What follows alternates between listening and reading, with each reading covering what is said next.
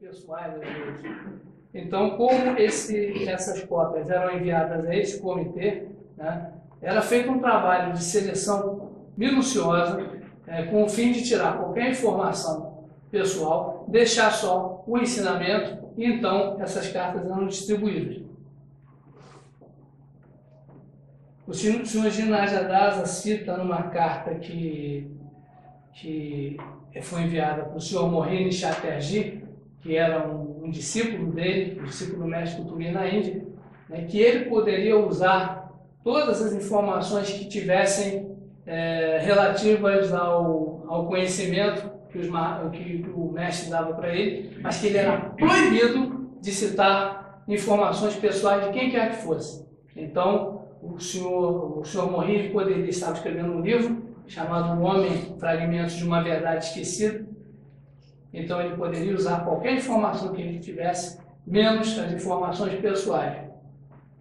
Ocorre que, ao mesmo tempo, o senhor Sinnett, tendo morrido a sua mulher e seu filho, ele já estava no fim da vida, ele tinha perto de si, cuidando dele na sua última fase da vida, uma senhora muito dedicada, que ficou próximo a ele, e que cuidou a ele como um pai. Como ele não tinha mais a mulher, nem o filho, ele deixou os originais das cartas, que ele guardava em algumas gavetas, para essa senhora. E essa senhora, então, depois que o senhor Sinnett morreu, passou os originais das cartas para um teosofista, que era editor também, chamado Sr. Trevor Barker.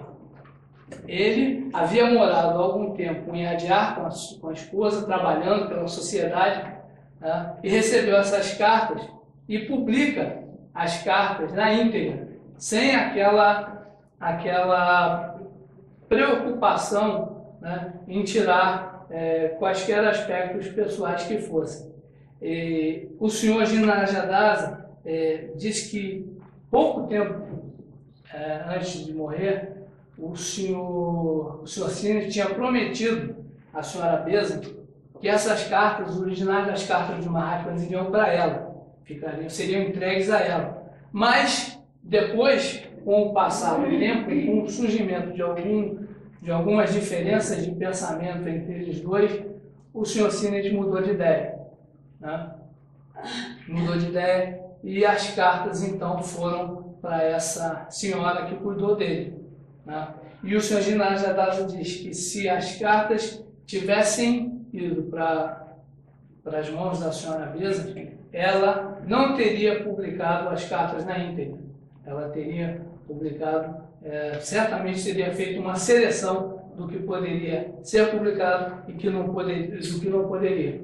Então, depois esse senhor Trevor Barker, ele se desliga da sociedade mãe, ele vai para a sociedade de Ponte Loma, que na época, em 1923, estava sob a direção do senhor Urúquia, e lá ele publica as cartas. Então, mas só que ele publica as cartas sem a ordem correta do seu recebimento pelo senhor Sinnett. A senhora Mary Neff, que foi uma grande trabalhadora que trabalhou durante muito tempo nos arquivos de Adyar, fez uma pesquisa e, após um trabalho intenso, consultando os diários dos Coronel Olcott, ela consegue descobrir a ordem correta e manda para o senhor Barker. Diz assim: olha, essa aqui foi a ordem que as cartas foram recebidas. Porque ela, estudando os diários do Coronel Olcott, onde estavam todas as informações sobre onde ele e a HPB foram e o que eles receberam, onde estavam, o que aconteceu, ela pôde realmente descobrir a ordem que as cartas foram recebidas. Mas aí, quando ela consegue, o senhor Barker diz a ela que já os originais já estavam compostos, já estavam na chapa, e que não haveria mais possibilidade de fazer essa alteração. Então, as cartas são publicadas aí na primeira edição, fora da ordem. Depois a senhora Mary Neff publica um livrinho, acho que são 20 páginas, onde ela dá as cartas dos Mahatmas na sua ordem exata, na ordem de recebimento. E hoje, a nossa edição em português é essa ordem cronológica das cartas, né, que nós temos, nós podemos apreciá-la na devida ordem que foram recebidas. Então, são 11h45. Então, fica aí a nossa... Deixa eu ver aqui. O nome dessa senhora era Miss Hoffman, a senhora que recebeu as cartas. O senhor Simons. Então, o Jinajadasa nos relata tudo isso, né, nesse texto. E nós, então, ficamos sabendo da importância que ele teve no trabalho de publicação dessas cartas. E ele coloca um adendo que eu gostaria de ler para vocês. O senhor Jinajadasa, no finalzinho desse texto. Ele diz o seguinte: tem sido afirmado que várias cartas na letra do Mestre Moria foram recebidas em Nova York pelo falecido William Judge. Se elas foram preservadas, deverão estar na sede da Sociedade Teosófica, primeiro em Ponte Loma, agora em Covina, na Califórnia.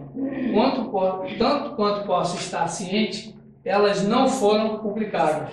Então, o senhor Judge recebeu também cartas do Mestre Moria, só que essas cartas jamais foram publicadas, embora, segundo o senhor Jinajadasa, elas estejam lá conservadas na sede de Ponte Loma, na Sociedade Teosófica nos Estados Unidos.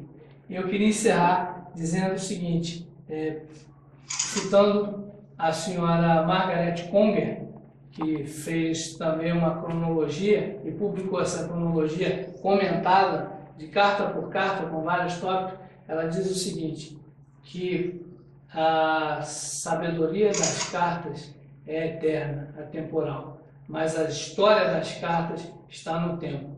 Devemos apreciar ambas.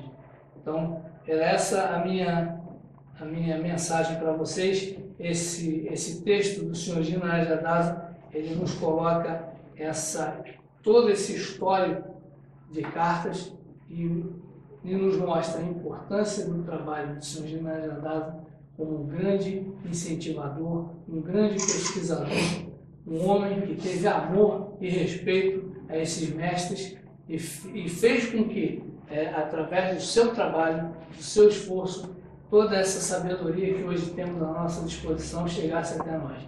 Então, essa é a minha... fica aqui o meu reconhecimento de homenagem e gratidão ao Sr. Jinajadasa, esse grande trabalhador teosófico. Muito obrigado.